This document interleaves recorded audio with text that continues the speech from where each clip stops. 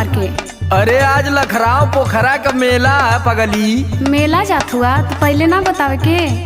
तोके कुछ बताए के करी। सुना एक ठे चीज चाहत रहला। तोर हरदम घटला रहला कुछ न कुछ, जब देखा तब कपारे पे कचर कचर। अब तनी से सुना ना। तहू आज अपन सुनाई ले। वही मेलवा में से ना गुरैया जलेबी लेते आया।